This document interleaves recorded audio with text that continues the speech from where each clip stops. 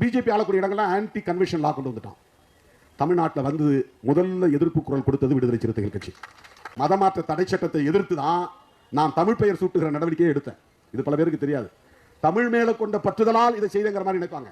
இந்த மொழி உணர்வு, மொழி பற்று, அந்த அடிப்படையில் திருமாவளவன் தன் தந்தைக்கு ராமசாமி என்பதை மாற்றி தொல்காப்பியன் என்று பெயர் சூட்டி கொண்டார், பெயர் சூட்டி விட்டார் அப்படின்னு நினைக்கிறாங்க. ராமசாமிங்கிறதுல ராமன் இருக்குது, சாமி இருக்குது, அதுல மத அடையாளம் இருக்குது. தொல்காப்பியன் என்பதில் மத அடையாளம் இல்லை, அது தமிழ் அடையாளம் மட்டும்தான். எனவே இந்து பெயர்களை மாற்றுவோம், இனிய தமிழ் பெயர்களை சூட்டுவோம் என்ற முழக்கத்தை நான் எழுதியது எதற்காக என்றால், ஜெயலலிதா அம்மையார் கொண்டு வந்த மதமாற்ற தடை சட்டத்தை எதிர்த்து. அன்னைக்கு நாங்கள் சின்ன கட்சியா இருக்கலாம், தேர்தல் நேரத்தில் அந்த நேரத்தில் 10 மணிக்கு கூட்டத்தை முடிக்கணுங்கிற நிலையெல்லாம் வந்துருச்சு. அப்ப நான் வந்து இதெல்லாம் யாருக்கும் வராது, இந்த நிலைப்பாட்டெல்லாம் யாராலும் எடுக்க முடியாது. அந்த மாநாட்டுக்கு பெயரே இந்துத்துவ பண்பாட்டு திணிப்பு எதிர்ப்பு மாநாடு. இந்தியாவிலேயே தமிழ்நாட்டில், அதாவது தமிழ்நாட்டிலேயே அல்லது இந்தியாவிலேயே இப்படி ஒரு மாநாட்டை நடத்துகிற துணிச்சல் விடுதலை சிறுத்தைகளுக்கு மட்டும்தான் உண்டு. ஏன் தெரியுமா? ஆடு கோழி பலியிட தடை சட்டம் கொண்டு வந்தாங்க அந்த அம்மா ஒரே நேரத்தில். மதமாற்ற தடை சட்டம், ஆடு கோழி பலியிட தடை சட்டம்.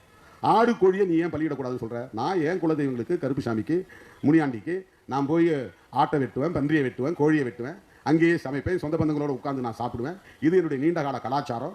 சில சாமிக்கு நான் சாராயமும் படைப்பேன், அது எங்களுடைய முன்னோர் கலாச்சாரம். செத்து போனவன் என் தாத்தாவா இருக்கலாம், பாட்டனா இருக்கலாம், அவன் விரும்பி திங்கிற கறியை நான் படைப்பேன். இது எனக்கான கலாச்சாரம். இதை நீ தடுப்பதன் மூலம் சாதிக்க விரும்புவது என்ன? நீ பெருந்தெய்வ வழிபாட்டை நோக்கி என்ன நகர்த்துற, சிறுதெய்வ வழிபாட்டிலிருந்து என்ன வெளியேற்றுற, குலதெய்வ வழிபாட்டிலிருந்து வெளியேற்றுகிறாய். என்னுடைய நாட்டுப்புற கலாச்சாரத்தை, பாரம்பரிய கலாச்சாரத்தை அழிக்க பார்க்கிறாய் என்று அன்றைக்கு அந்த அரசுக்கு எதிராக ஆடு கோழி பலியிட தடை சட்டத்தை எதிர்த்துதான் இந்துத்துவ பண்பாட்டு திணிப்பு எதிர்ப்பு மாநாட்டை நடத்தணும். இது எப்ப நடந்தது? 2004. எத்தனை வருஷத்துக்கு முன்னால? 21 வருஷத்துக்கு முன்னால. 21 வருஷத்துக்கு முன்னால திருமாவளவன் எப்படி இருந்தானோ இன்றைக்கு 2026 22 ஆண்டுகளுக்கு பிறகும் அதே கொள்கை உறுதிப்பாடு கொண்ட திருமாவளவனாகத்தான் இருக்கிறான் களத்தில்.